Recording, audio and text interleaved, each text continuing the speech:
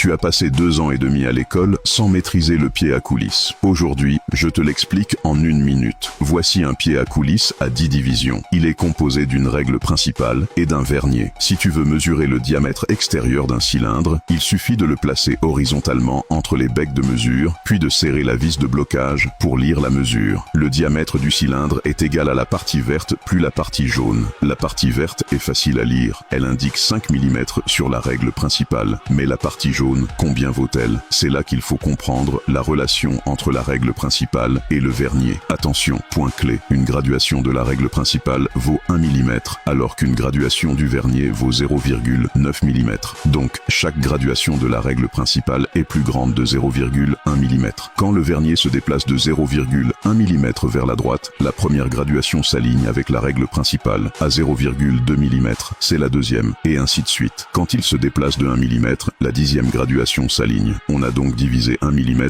en 10 parties. Il suffit alors de repérer quelle graduation du vernier est alignée pour connaître le nombre de 0,1 mm à ajouter. Ici, c'est la 7e graduation qui est alignée, donc la partie jaune vaut 7 fois 0,1 mm. Le diamètre du cylindre est donc 5 mm plus 0,7 mm égale 5,70 mm. Si cette méthode te semble compliquée, voici une autre façon encore plus simple. Ici, la 7e graduation du vernier est alignée avec la 12e de la règle principale. Le diamètre est donc 12 mm moins cette graduation du vernier. Une graduation du vernier vaut 0,9 mm, donc cette graduation font 6,3 mm. Le diamètre total est donc 12 mm moins 6,3 mm égale 5,70 mm. Alors, c'était simple, non? Félicitations, tu sais maintenant lire un pied à coulisse à 10 divisions. À toi de jouer. Peux-tu trouver le diamètre de ce cylindre?